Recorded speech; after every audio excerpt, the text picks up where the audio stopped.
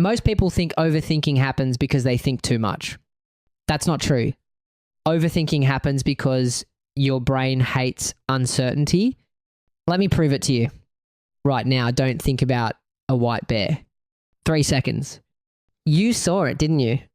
The harder you try to suppress a thought, the stronger it comes back. This is called the rebound effect. Psychologist Daniel Wegner demonstrated that thought suppression actually increases mental intrusions. So the problem isn't thinking, it's control. Your brain is a prediction machine. Its main job is survival, not happiness. And uncertainty feels like potential danger. When something is unresolved, a conversation, a mistake, a decision, your brain keeps it active. It believes that thinking more will reduce risk, but here's the trap. Thinking and solving are not the same thing. Overthinking activates the default mode network, the system responsible for self-reflection and mental simulation. It's useful for planning, but when it loops without action, it becomes rumination. And rumination feels productive. But neurologically, it's just repetitive prediction without feedback. Remember dopamine? It's released when progress is detected. Overthinking produces no progress signal. So your brain keeps looping. At night, this gets worse. Why? Because external stimuli drop. The task positive network quiets down. The default mode network becomes dominant.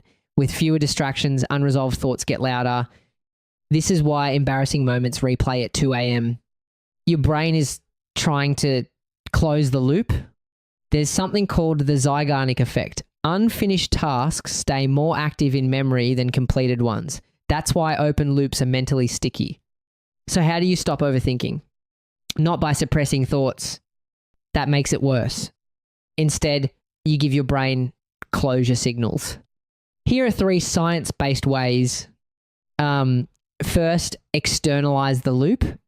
Write the thought down. Not journaling emotionally, structurally. What exactly is the problem? What action can I take? When will I take it?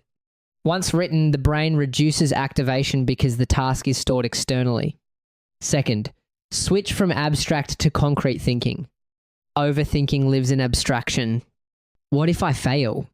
What if they judge me? Replace it with, what is the next physical step I can take?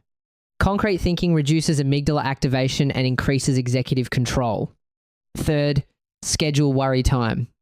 This sounds strange, but it works. If a thought appears, tell yourself, I will think about this at 6 p.m. Research on stimulus control shows that delayed rumination reduces its frequency. The brain learns that constant replay isn't necessary. Overthinking is not a personality flaw. It's an overactive prediction system without resolution signals. You don't need fewer thoughts. You need better closure. When the brain sees progress, uncertainty drops. When uncertainty drops, rumination fades. Your brain isn't broken. It just needs structure. If this made you rethink overthinking, subscribe.